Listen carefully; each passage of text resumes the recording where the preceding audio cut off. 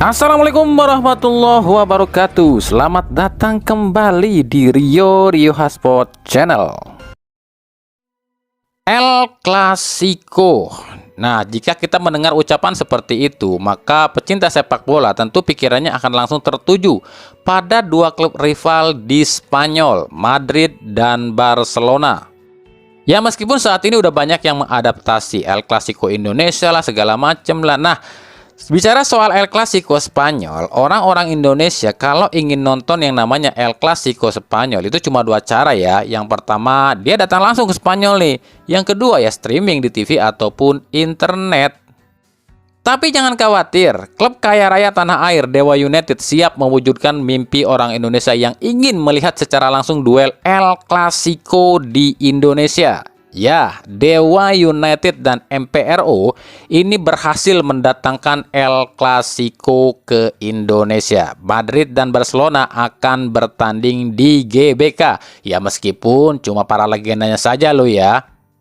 Para legenda Madrid dan Barca ini akan bertanding di GBK pada 27 September 2025 dalam ajang yang bertajuk Clash of Legends.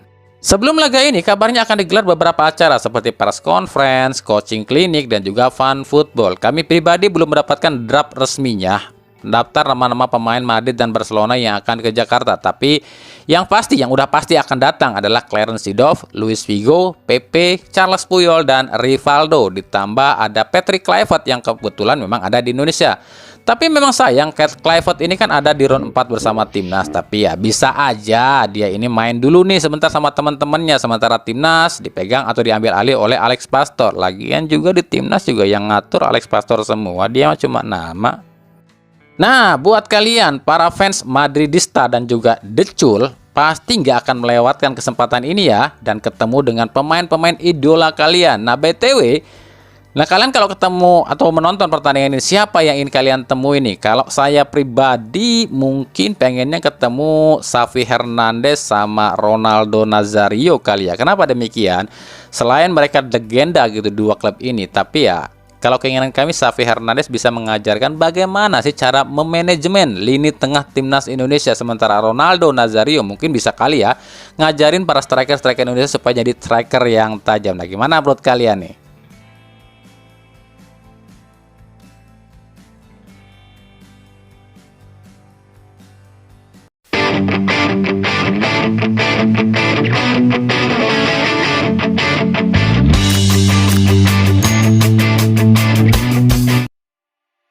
Seperti biasa ya, bangsa ini tuh sekarang ini udah nggak terima dengan kritikan ya, dengan masukan ataupun pendapat orang lain loh ya. Mereka tuh pengennya apa yang mereka sukai dibangga-banggakan, dibagus-baguskan, tapi nggak menerima soal kritikan. Padahal kan kami sudah berkali-kali bilang, ya apa yang kami sampaikan cuma pendapat kami, cuma penilaian kami. Kalau kalian tidak sesuai dengan pendapat dan penilaian kami, ya itu terserah kalian. Kan manusia itu punya pendapat dan asumsinya masing-masing. Contoh soal jersey Persib kemarin tuh ya, itu banyak banget yang hujat. Kan kami udah berkali-kali bilang dalam video itu, ini cuma pendapat kami, cuma analisa kami, cuma selera kami gitu kan. Kalau selera kami nggak sesuai dengan selera kalian dan pendapat kami berbeda dengan pendapat kalian, ya itu hak kalian masing-masing aja. Tapi kan faktanya di bangsa ini sekarang itu nggak bisa menerima yang namanya sebuah pendapat atau kritikan atau masukan. Mereka tuh pengennya kalau tim mereka itu harus dibangga-banggain terus, dipuja-puja terus, selalu benar, nggak pernah salah, nggak boleh dikritik. Nah, ini bukan hal yang bagus. Karena apa? Kritikan itu, pendapat itu adalah buat masukan juga. Kita pun harus legowo. Kalau memang ya kurang bagus, bilang kurang bagus. Apa saya harus bilang, wah segala sesuatu dengan Persib itu bagus semua, segala sesuatu dengan Persija itu bagus semua, segala sesuatu dengan klub lain itu bagus semua? Ya enggak lah, itu kan selera masing-masing, pendapat masing-masing. Kami tegaskan ya, kami ini bukan channel manapun lo ya, kami cuma channel Liga Indonesia. Ya terserah kami juga mau bilang klub mana yang bagus kek, klub mana yang jelek kek. Contoh satu hal yang akan kami bahas berikut ini nih. Ini kalau kami bahas nih ya, soal ini soal uji coba Persib. Ini pasti nih sebagian supporter Persib yang SDM-nya masih minim dan rendah pasti emosi nih, pasti bilang kami nyalahin Persib atau ngejelekin Persib. Padahal Ini tuh cuma pendapat kami. Yang namanya pendapat atau analisa itu kan sah-sah saja. Mau tim manapun dipendapatin, itu kan hak mereka sendiri. Bukan berarti kami ngejelek-jelekin sesuatu atau Persib lo ya. Nah, di laga ini sendiri, kalau pendapat kami, kalau kami lihat ya, perbedaan yang paling mencolok adalah soal kualitas. Ini perbedaan kualitas, bukan kualitas inti ya. Kualitas liga yang kami lihat. Karena apa? Sydney Wanderers di sini tuh benar-benar cair ya, benar-benar rapih soal passingnya. Sementara Persib, karena ini tim baru, tentu saja kekurangannya terlihat jelas adalah chemistry yang belum terjalin ya. Belum terjalin chemistry, masih banyak salah passing, belum ada pengertian di antara pemain. Karena wajar lah, tim ini kan baru ngerombak pemain ya. Lini pertahanan Persib pun cukup apik sih sebenarnya. Cuma mungkin memang beberapa kali sempat kecolongan. Karena ya kita harus sadari juga, duet Patricio dan juga Cesar ini adalah duet baru ya. Dan ini wajar. Sebab biasanya duet back tengah itu butuh waktu untuk beradaptasi minimal 7-8 pekan loh ya, baru bisa nyetel. Di lini tengah kalau kami lihat ya, Luciano Goicoechea ini justru yang lebih hidup dibandingkan Marklock. Kalau Marklock ya emang kita sama-sama tahu lah kelemahannya itu ya sering salah passing. Sisi sayap kami no comment ya, sebab baik Bergwinho maupun Beckham Putra bukanlah winger asli, tapi ditempatkan sebagai seorang winger. Dua pemain ini buat kami ya cukup bagus dan cukup beradaptasi. Bagaimana dengan lini depan? Lini depan sih kami bilang ya sayang banget ya Ramon Tanque ini cedera, dan kami pun nggak tahu nih cederanya parah atau enggak. Dan kalau sampai Ramon ini cedera, dan ini agak mengkhawatirkan sih, sebab penggantinya Ramon seperti Ulian Barros ya, meskipun di laga kemarin udah tampil lebih bagus dibandingkan dengan Piala Presiden, tapi tetap perbedaan kualitas antara Ramon dan juga Ulian. Ya cuma itu yang bisa kami lihat dan kami analisa di laga antara Persib lawan Western Sydney Wanderers. Secara keseluruhan ya, kami pikir ya Persib jauh lebih bagus dibandingkan ketika Piala Presiden ya. Karena wajar ya, karena memang pelatihannya juga udah lebih lama, lalu juga tambahan pemainnya pun yang lebih banyak juga. Jadi dengan hasil 1-0 melawan tim elit sekelas Liga Australia yang nangkring di posisi 4 Liga Australia musim kemarin, ya kami pikir ini sebuah pencapaian yang progres yang cukup signifikan dari anak asuh Boyan Hodak. Cuma itu ya, beberapa hal yang harus diperbaiki mungkin adalah soal chemistry aja. Justru yang kami soroti adalah saat launching Persib itu, justru kami tuh menunggu-nunggu ada kejutan apa sih. Karena kan kemarin beredar di media massa katanya saat launching Persib akan ada kejutan. Ya kita bilangnya kejutan itu adalah adanya pemain baru yang akan diumumkan. Ya ini agak sedikit kecewa sih, sebab ya udah nungguin nih, ini bakalan ada pemain baru, tapi ya ternyata nggak ada juga. Buat yang nanya Sadil kemana, Sadil masih belum pulih 100% ya, masih dalam tahap proses pemulihan. Yang kabar terakhir kami dengar sih masih butuh 2-3 minggu ya untuk pulih 100%, dan kemungkinan lawan Manila Tiger di playoff ACL 2 tanggal 13 Agustus ini mungkin ya bisa dibilang tampil atau enggaknya kami pun nggak tahu ya lawan Manila Tiger. Tapi kalau lawan Semen Padang di laga perdana sudah dipastikan kayaknya belum bisa tampil ya Sadil. Dan kami juga nggak tahu nih Ramon dan Mati Kardi ini bisa tampil apa nggak usai cedera kemarin di laga uji coba lawan Western Sydney ya.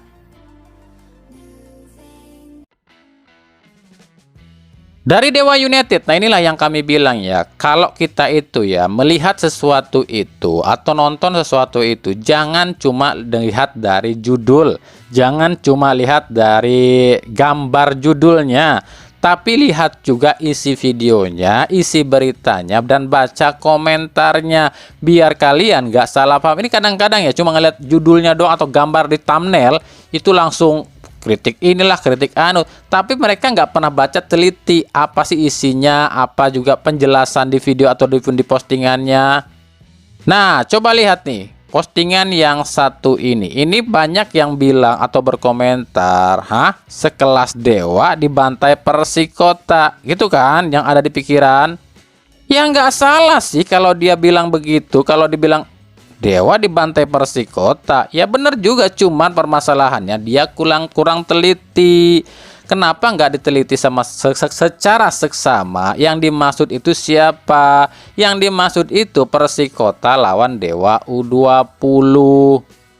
Ya kali sekelas Dewa United kalah sama tim Liga 3. Dewa United itu yang senior ya, itu uji cobanya dengan tim satu kota Persita Tangerang dan hasilnya 1-1.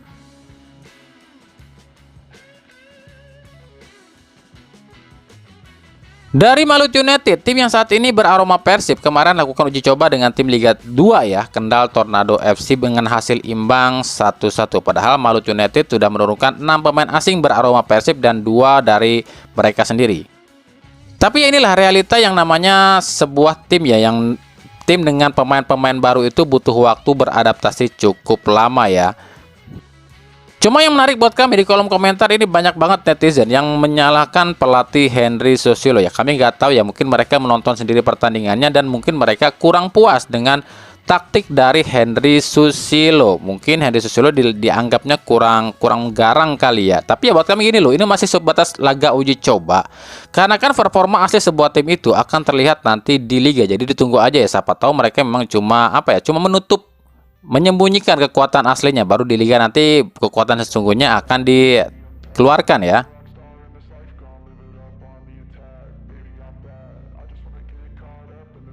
Dari Persis Solo ada nama Matthew Garber. Nih gelandang asal New Zealand 23 tahun yang kabarnya akan jadi slot asing ke-8 Persis Solo musim ini.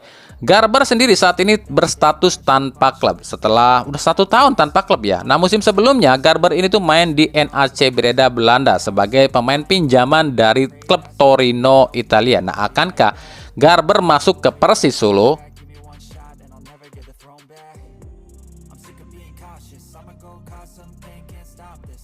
Lanjut, ini ada sebuah postingan yang cukup menarik di akunnya Hantam Football yang nulis, staf BUMN bukan yang ngurusin BUMN, yang udah mau bangkrut malah ngurusin Patrick.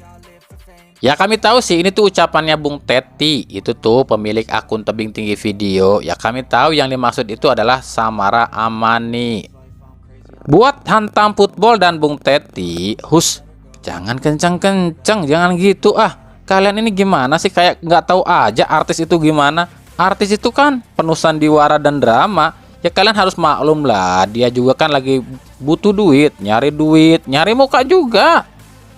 Kan kami udah sering bilang, zaman sekarang di Indonesia itu orang kebanyakan yang penting ngomong, bukan ngomong yang penting-penting. Nah inilah ucapan Samara Amani.